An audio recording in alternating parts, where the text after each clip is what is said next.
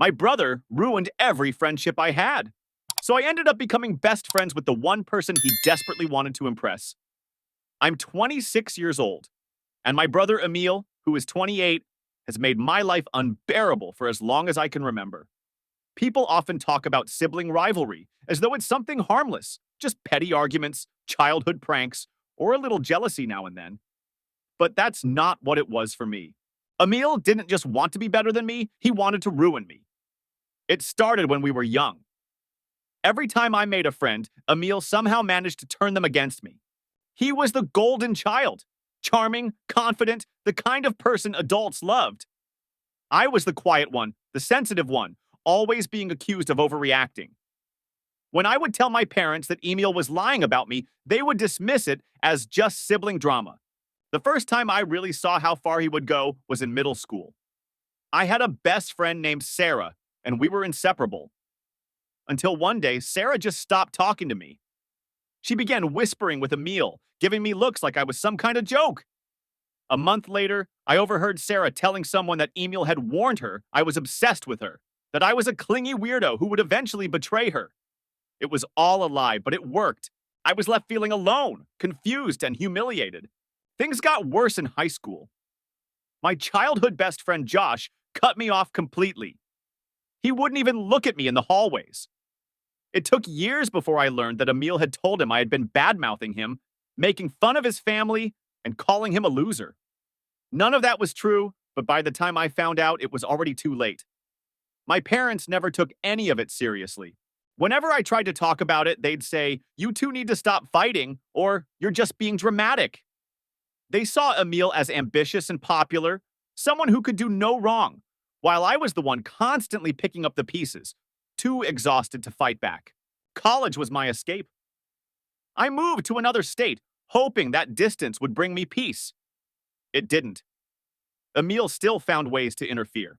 He'd message my friends, pretending to be concerned, twisting my words to make it seem like I was untrustworthy. I remember a girl I was becoming close to suddenly pulling away.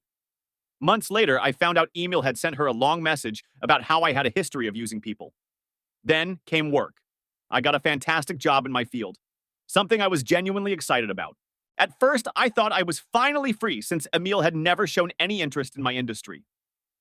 But months later, he announced he was changing careers, claiming to have found new connections and opportunities. I didn't have to guess who he had been following. I tried to stay optimistic. Maybe adulthood had changed him. It hadn't. He started networking with my colleagues, positioning himself as the more accomplished brother, making sure everyone knew he was the one worth paying attention to. I still told myself I could handle it, until he went after my relationship. I had started dating someone seriously for the first time in years, and I felt like I had something that was truly mine.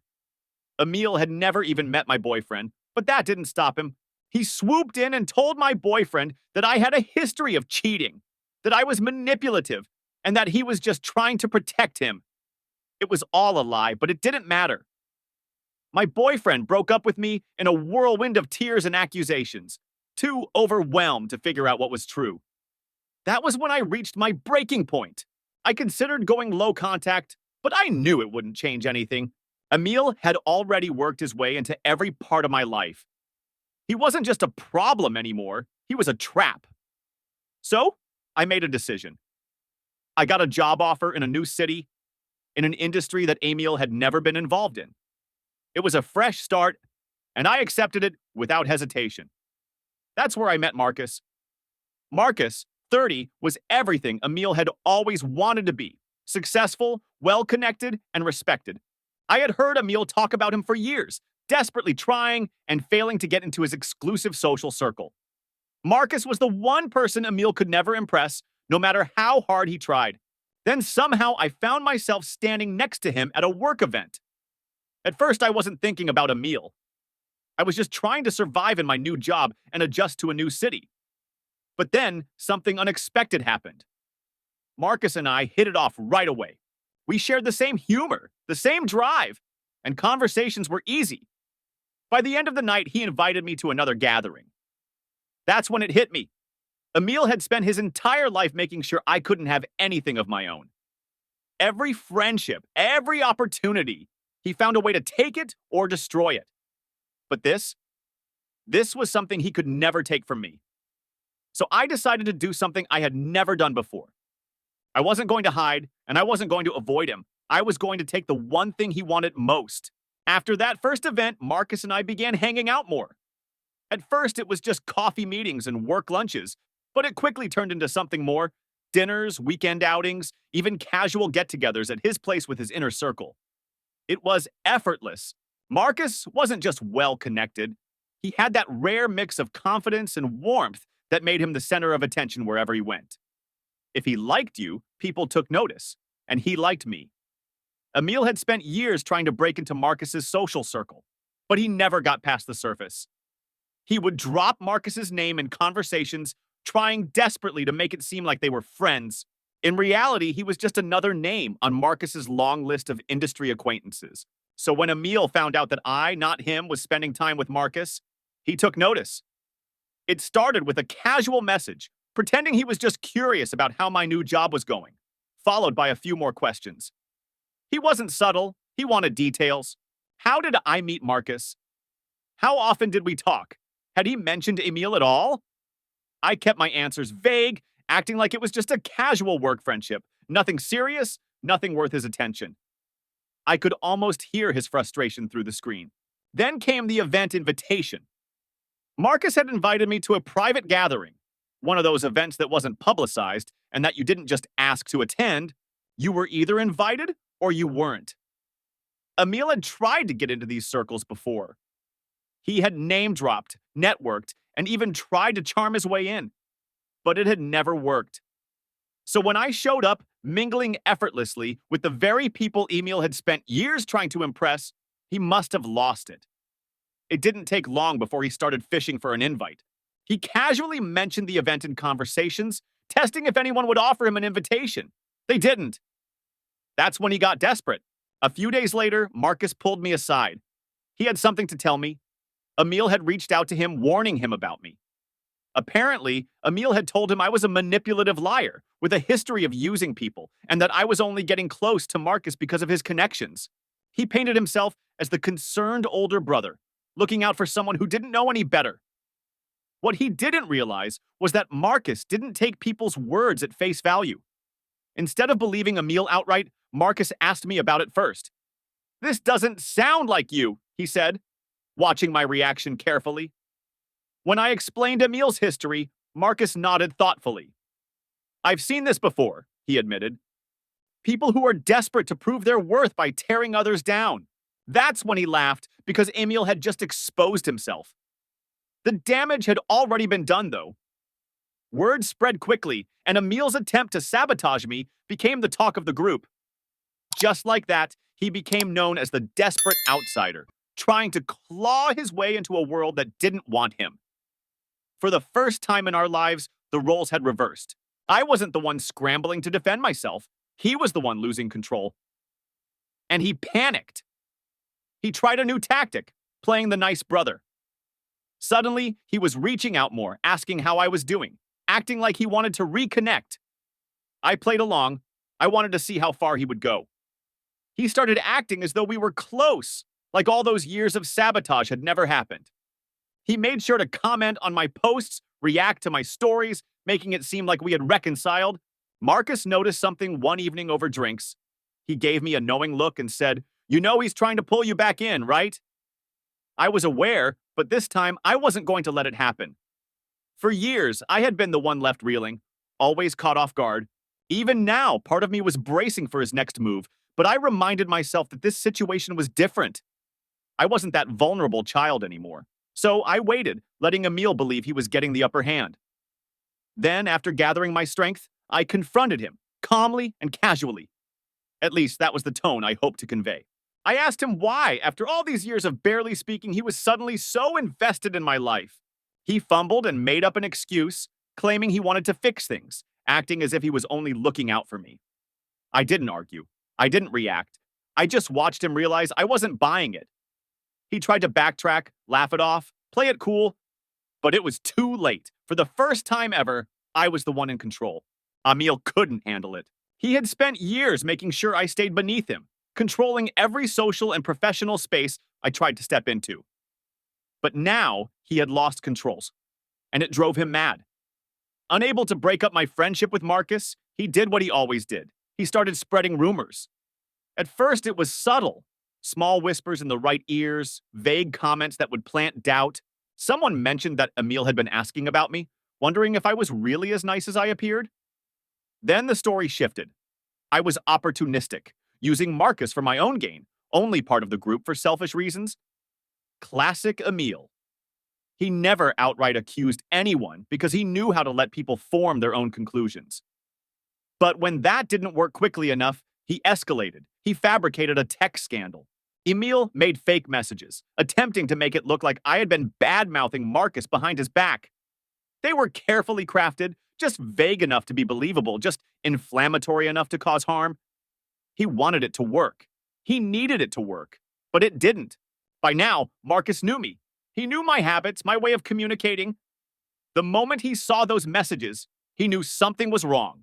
Instead of believing them, he went straight to the source. Emil. Emil didn't expect that. He thought the rumors would spread before anyone had a chance to question them, but instead, he got called out. At an event, Marcus confronted him publicly. He didn't make a scene, didn't yell, didn't act dramatic. He just asked plain and simple, "Where did these messages come from? Why do they sound nothing like her? Why are you suddenly so concerned about a friendship you tried to sabotage just weeks ago?" Emil tried to backpedal, stammering and making excuses, claiming he had just heard about the messages but never actually saw them. It was too late. People were watching, and they saw him for what he was, desperate, pathetic, a liar. The moment passed quickly, but the damage was done. Emil's reputation, what little he had left, crumbled, and just like that, people started cutting him off. Nobody announced it outright, but they stopped inviting him, stopped responding to him, stopped caring. For Emil, that was worse than anything else, and he snapped. He confronted me, furious. Apparently, I had ruined him, turned everyone against him. I didn't argue. I simply told him the truth. He had done this to himself. For the first time, he had to face the consequences of his own actions, and he hated it. So, as always, he ran to our parents. He spun his usual sob story, how I had hurt him, ruined his professional connections, and that I was being unnecessarily cruel. As always, they took his side. They called me and asked why I couldn't just let it go. They said Emil was going through a tough time and that I should be the bigger person. I told them I was done, that I wasn't playing this game anymore. Emil wasn't struggling. He was just finally facing the consequences of his own choices. And for the first time in my life, I didn't care what my parents thought. Emil was out of my life for good. He tried to reach out again, sending small messages, trying to act like nothing had happened. But the damage had been done. He had burned too many bridges, and he was frozen out professionally and socially. For the first time ever, I wasn't the one looking over my shoulder, waiting for the inevitable sabotage. He was, and it felt incredible. Emil wasn't used to losing. He had spent his entire life controlling every social space he entered, making sure I was always in the background. But now the tables had turned. He had no control, no influence. And for the first time, no audience. At first, he tried to act like nothing had happened, interacting with Marcus again, slipping into conversations at events, making casual comments on his social media. He wasn't direct, but he was testing the waters, trying to see if he could slide back in. Marcus didn't play along. He was polite, civil, but distant. He didn't ask Emil how he was doing, didn't invite him anywhere, didn't engage. Emil tried harder. He started networking aggressively, reaching out to others in the social circle, pretending the fallout had never happened. But nobody took the bait. People remembered what he had done, how desperate he had been to tear me down. No one wanted to be connected to that. He was frozen out. Meanwhile, my career was thriving. I had strong connections, opportunities were opening up, and no one was interfering.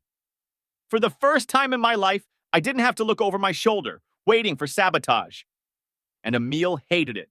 For the first time ever, he was alone. He didn't have anyone falling for his stories. He didn't have me playing defense, cleaning up his messes. So he did the only thing he could think of. He reached out to me.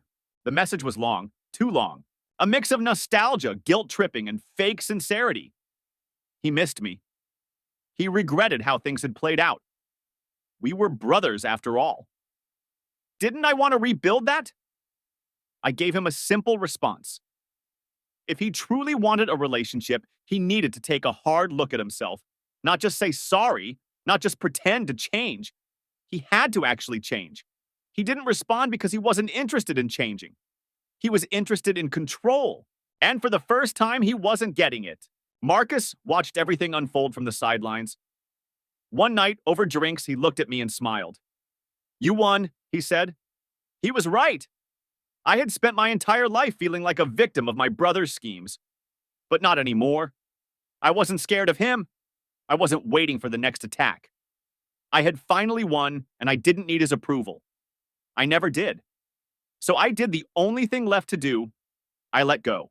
I stopped checking in, stopped wondering what he was up to, stopped caring whether he ever changed. Because I had moved on, and that was something Emil could never take from me.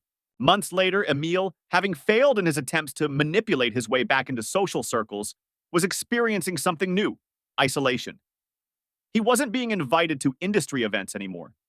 The people he used to casually name drop no longer responded to his messages. No more networking lunches, no more opportunities to rub elbows with influential people. And he felt it. At first, he tried to act like nothing was wrong, like he had chosen to step back. But soon, cracks began to show. He turned to social media, posting vague, generic quotes about outgrowing fake people and realizing who your true friends are. Then, the tone shifted. Passive-aggressive comments about certain family members who had betrayed him, who had stolen his opportunities, who had made sure he was shut out of the industry. People noticed. Someone from the group sent me screenshots along with a simple message. "He's spiraling." Marcus looked at the screenshots and laughed. "Predictable," he said. That was the difference. Before, I would have panicked. I would have worried about what Emil was planning next or how he would twist the story. But now, I didn't care. Emil had lost his audience. The people who mattered weren't paying attention anymore, but he wasn't done yet. He changed tactics. He started telling people I had stolen his connections, ruined his career, and deliberately shut him out. When that didn't gain traction, he went back to the only people who still listened: our parents. They called, repeating Emil's latest sob story, that I had destroyed his reputation, turned everyone against him, that he was struggling and just wanted to make peace. I didn't entertain it. I told them flat out. Emil wasn't a victim. He was dealing with the consequences of his own actions. There was silence on the other end. They didn't know how to respond, because for once, I wasn't playing into it. Marcus, watching everything unfold, gave me a warning. "He's not going to take this quietly," he said. And he was right. It happened at a big industry event, the kind of place Emil used to be invited to without question. I was standing in a small circle, talking to some well-known figures in our field, when I heard his voice, loud, shaky, coming straight toward me. People turned, conversation stopped.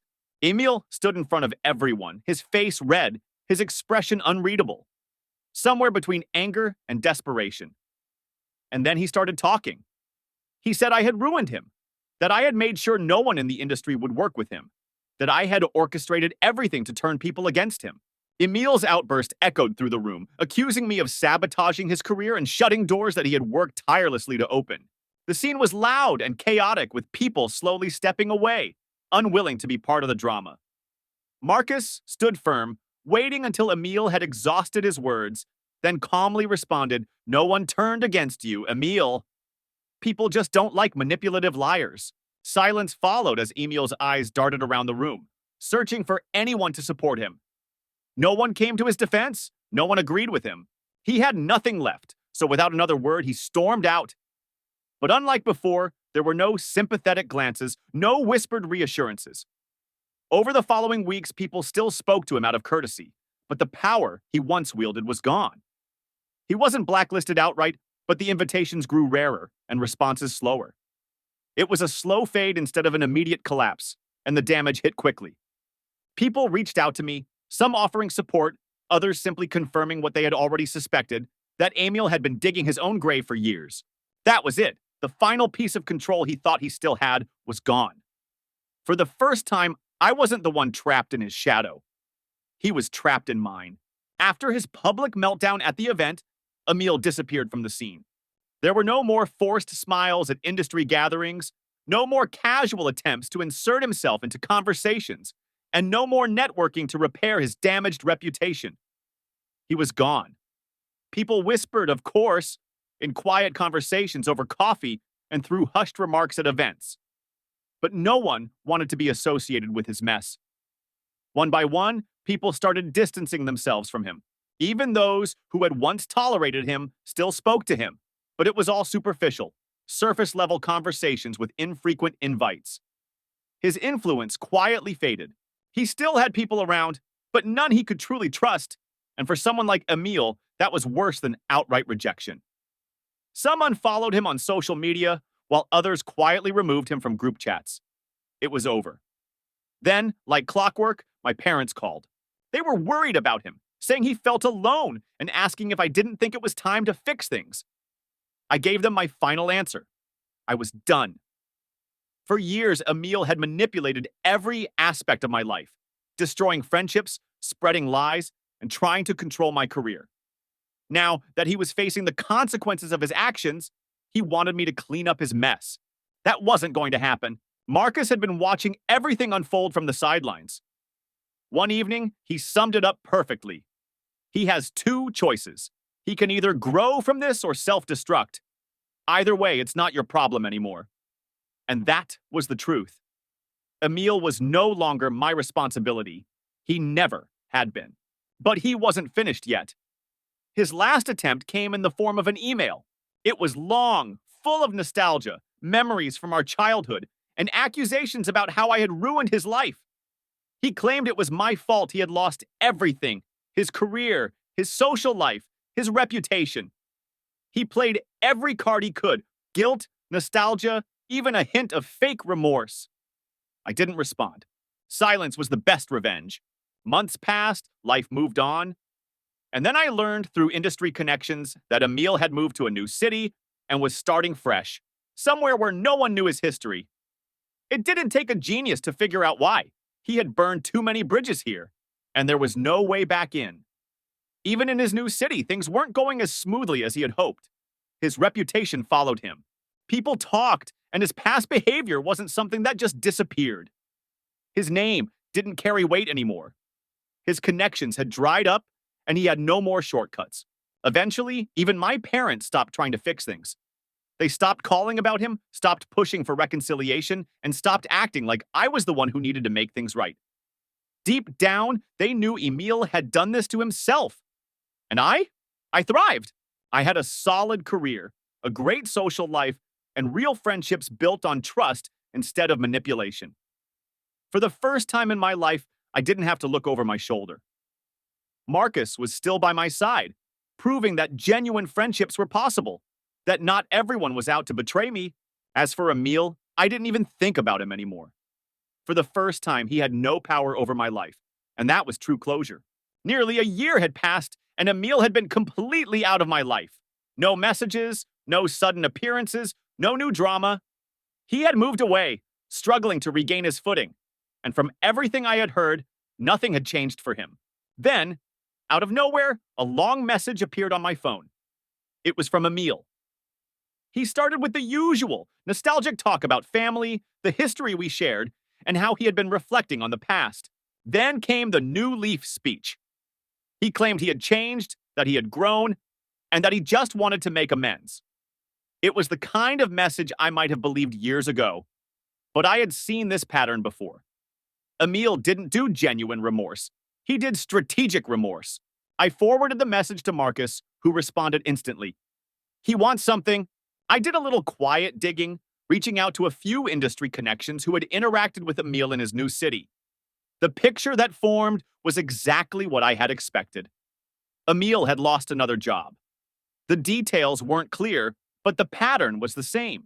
He had tried to manipulate his way into power, pitting people against each other, making enemies instead of allies, and it had backfired. He had also tried to insert himself into another social circle, but his reputation followed him. People kept their distance. He wasn't frozen out completely, but he wasn't welcome either.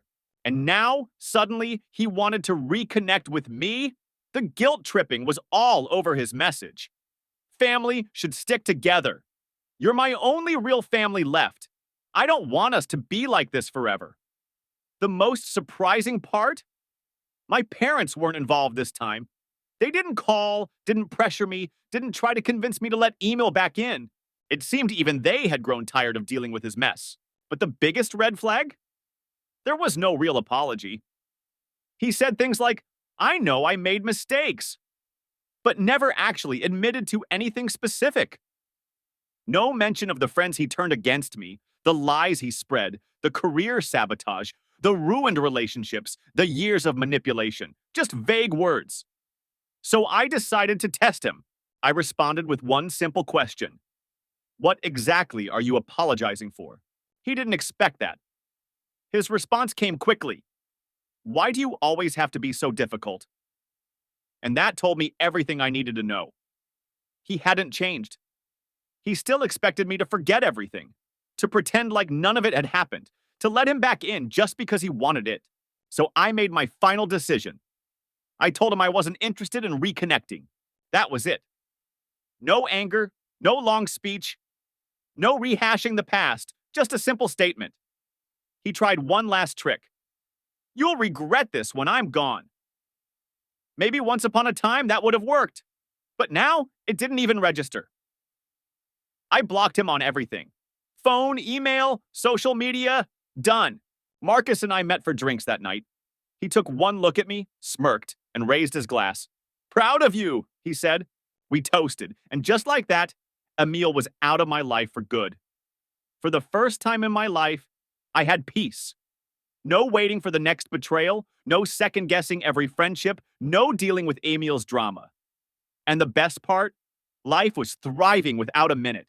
My career had taken off after years of grinding. I had finally gotten a major promotion, my work was being recognized, and my professional network was expanding. I was now seen as one of the up-and-coming names in my industry, the same industry where Emil had once tried to outshine me, only to fade into the background. My social life was stronger than ever. I had built a solid circle of friends, ones I knew I could trust. There was no backstabbing, no subtle manipulation, no one waiting for a chance to tear me down. Marcus was thriving too. He had leveled up in his own career, securing a position that made him one of the most influential people in our field. Our friendship hadn't just survived, it had strengthened over time. The more time passed, the clearer it became. Emil had never been able to come between us. Then, through mutual connections, I heard about Emil. He wasn't doing well. He had bounced between jobs, struggling to hold on to a stable position. The same behavior that had once made him powerful, his ability to manipulate, control, and play people against each other, was now working against him. People in his new city had caught on quickly. No one wanted to deal with him. His social life wasn't any better. He tried to integrate into another friend group, but people were wary of him. At first, he adapted, keeping his tactics subtle, planting doubts instead of outright lies. But eventually, old habits resurfaced, and once people caught on, they distanced themselves. This time, instead of a dramatic fallout, his exclusion happened quietly. Plans he wasn't invited to, messages left unanswered, conversations shifting when he entered the room. And for the first time, I felt nothing. No sympathy, no guilt, just indifference. He had done this to himself. Even my parents had stopped bringing him up. At one point, they had fought so hard to keep forcing us together, making excuses for his behavior, begging me to fix things. Now, nothing. They had finally accepted it. Or maybe they were just tired of justifying his choices. One night, Marcus and I sat outside on a rooftop lounge overlooking the city. You won, he said, swirling his drink. It's not out of revenge, not because I beat Emil in some kind of battle. It's because you built something real, and Emil never could. He was right. I had given Emil countless chances. I had tried to forgive, tried to be the bigger person, and he had wasted every single opportunity. Now I was free. No longer the weaker sibling, the one always looking over my shoulder, waiting for the next hit. Then came the moment that made it all come full circle. My company was hosting an exclusive event, one of those events only a select few in the industry were invited to. Emil had always wanted to be part of something like this, and now I was the one standing at the center of it all. I was the one people came up to, shaking hands, making introductions. Emil wasn't there, and he never would be. Not because of anything I had done, but because of what he had done to himself. For a brief second, I thought about him, not with anger, not with resentment, just nothing. He was irrelevant now, and that was the ultimate victory. Not just against Emil, but for myself.